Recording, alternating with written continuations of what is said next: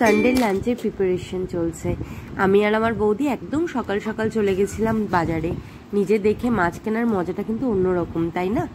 তবে আমি খুব একটা মাছ চিনতে পারি না, কোনটা ভালো কোনটা খারাপ আমি অত বুঝি না।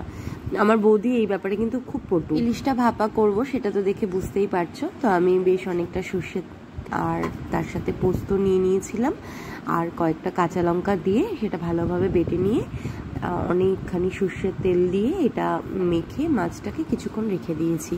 তারপরে আমি ডিরেক্ট কড়াইয়ের মধ্যেই দিয়ে দিয়েছি, একটু তেল দিয়ে দিয়েছিলাম যাতে নিচটা লেগে না যায়। 15 মিনিটের মতো এটা চাপা ঢাকা দিয়ে রেখে দিয়েছিলাম, হয়ে গেছে একদম রেডি।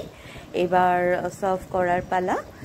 তো তোমরা তো জানোই যে সানডে আমরা এক বাড়িতেই লাঞ্চ করি, আমার বাপের বাড়িতে সবাই একসাথে। তো এই ইলিশ মাছ সাথে আরও অনেক কিছু ছিল, মায়ের হাতের চাটনি ছিল, আর বৌদি চিকেন কষা রান্না করেছিল, আর আমি করেছিলাম লাল শাকের একটা তরকারি যেটা চিংড়ি মাছ ছিল, আমরা দিয়ে টক ডাল, আর যেটা না হলেই নয় আমার প্রিয় ইলিশ মাছের তেল, যেটা কাঁচা লঙ্কা দিয়ে আমি ফ্রাই করে নিয়েছিলাম। তো এইভাবেই লাঞ্চটা কমপ্লিট করেছি সানডে। তো তোমাদের ভিডিওটা কেমন লাগলো জানিও, আর প্লিজ ভালো লাগলে আমার চ্যানেলটাকে একটু লাইক অ্যান্ড সাবস্ক্রাইব করো।